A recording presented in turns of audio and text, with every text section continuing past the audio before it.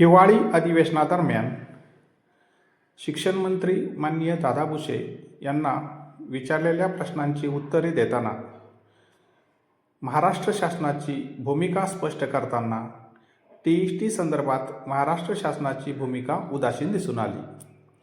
यामध्ये शिक्षकांसाठी TET अनिवार्य असल्याची माननीय मंत्री भुसे साहेब यांची भूमिका दिसून आली. आमदारांनी विचारलेल्या प्रश्नांवर उत्तर देताना माननीय शिक्षण मंत्री दादा भुसे यांनी शिक्षकांना TET अनिवार्य आहे असे दाखवून दिले.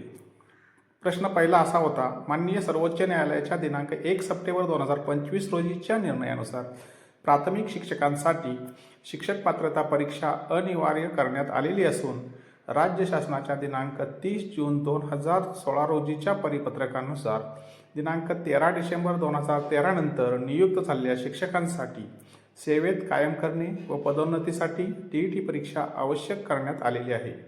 माननीय सर्वोच्च न्यायालयाच्या निर्णयाबाबत काही राज्यांकडून पुनर्विचार याचिका दाखल करण्यात आलेल्या आहेत. हे खरे आहे काय? दुसरा प्रश्न असा होता, असल्यास शिक्षण विभागाने आयोजित केलेल्या शिक्षक पात्रता परीक्षा 2025 मध्ये तांत्रिक प्रशासकीय अडचणीमुळे 2024 मध्ये अनुत्तीर्ण झालेले विद्यार्थी आणि 2025 मध्ये उत्तीर्ण झालेले विद्यार्थी या दोन्ही वर्षाचे विद्यार्थी शिक्षक पात्रता परीक्षा 2025च्या संधीपासून वंचित राहिली असल्याची बाब निदर्शनास आली आहे. हेही खरे आहे काय? आणि तिसरा प्रश्न असा होता, असल्यास शिक्षकांना शिक्षक पात्रता परीक्षा उत्तीर्ण होण्यासाठी 2 वर्षाचा कालावधी द्यावा, शिक्षकांना परीक्षेसाठी पुरेसा वेळ मिळावा, याकरता सर्व प्रकारच्या अशैक्षणिक कामातून शिक्षण विभागाने मुक्त करावे, परीक्षेची तयारी करणाऱ्या प्रत्येक शिक्षकास 6 महिन्यांची विशेष रजा मंजूर करावी, पात्रता संपादन करण्यास अपयश आले तर शिक्षकांना 2 वर्षानंतर डीम्ड क्वालिफाईड समजण्यात यावे, अशा विविध मागण्या शिक्षक संघटनांनी केल्या आहेत. हेही खरे आहे काय? आणि प्रश्न चौथा असा होता, इतर मागासवर्गीय बहुजन कल्याण विभागाने दिनांक 17 ऑक्टोबर 2025 रोजी व त्या दरम्यान जारी केलेल्या आदेशानुसार 2 वर्षाच्या आत परीक्षा उत्तीर्ण न झालेल्या शिक्षकांना सक्तीची निवृत्ती देण्याचा उल्लेख आहे. हेही खरे आहे काय? प्रश्न 5वा असा होता, असल्यास उक्त प्रकरणी शासनाने चौकशी केली आहे काय? चौकशीत काय आढळून आले व त्या अनुषंगाने कोणती कार्यवाही केली वा करण्यात येत आहे? आणि 6वा प्रश्न असा आहे, नसल्यास विलंबनाची कारणे काय आहेत? याला उत्तर देताना माननीय शिक्षण मंत्री यांनी पहिल्या प्रश्नाचं उत्तर दिलं आहे, माननीय सर्वोच्च न्यायालयाच्या दिनांक 1 सप्टेंबर 2025 रोजीच्या निर्णयानुसार इयत्ता 1ली ते 8वीसाठी नियुक्त असलेल्या व ज्यांचा सेवा कालावधी 5 वर्षापेक्षा अधिक शिल्लक आहे अशा बिगर अल्पसंख्याक शाळातील सर्व कार्यरत शिक्षकांना 2 वर्षे कालावधीच्या मुदतीत TET उत्तीर्ण होणे आवश्यक आहे. 5 वर्षापासून कमी सेवा कालावधी शिल्लक असलेल्या शिक्षकांना यातून सूट देण्यात आली आहे. पदोन्नतीसाठी त्यांनाही TET गरजेचे आहे.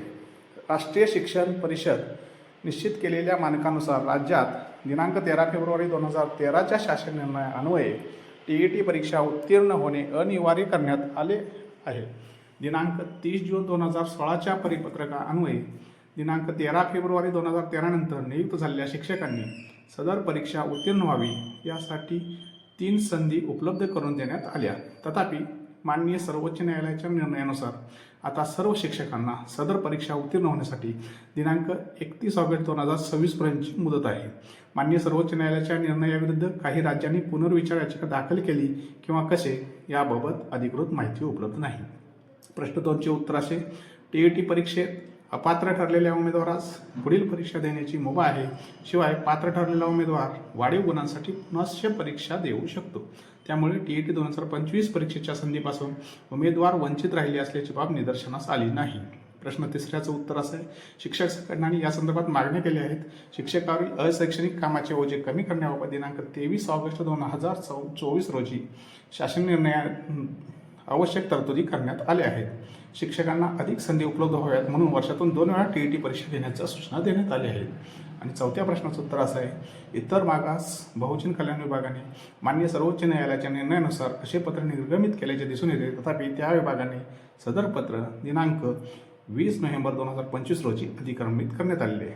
प्रश्न 5व्याचं उत्तर असं दिलेलं आहे, TET परीक्षा उत्तीर्ण करणे अनिवार्य असल्याची बाब केंद्र शासनाच्या व राष्ट्रीय शिक्षण शिक्षक शिक्षण परिषद यांच्या शिक्षण परिषदेच्या अखत्यारीतील बाब आहे. याबाबत राज्यास हस्तक्षेप करता येत नाही. सबब माननीय सर्वोच्च न्यायालयाच्या निर्णयाच्या पार्श्वभूमीवर या प्रकरणी करावयाच्या पुढील कार्यवाहीसंदर्भात केंद्र शासनाकडून व राष्ट्रीय शिक्षक शिक्षण परिषदेकडून मार्गदर्शन मागविण्यात आले आहे. शिवाय माननीय सर्वोच्च न्यायालयाच्या निर्णयाविरुद्ध पुनर्विलोकन याचिका दाखल करण्यास विधी व न्याय विभागाने प्रस्ताव सादर करण्यात आला होता. त्या विभागाने सदर प्रकरण पुनर्विलोकन याचिका दाखल करण्यास अयोग्य असल्याचे सांगितले आहे. आणि प्रश्न 6चं उत्तर आहे प्रश्नच उद्भवत नाही. एकूणच काय तर शिक्षकांना TET सक्तीचे आहे आणि ती द्यावीच लागेल असं शिक्षण मंत्र्यांच्या उत्तरातून समजते. धन्यवाद.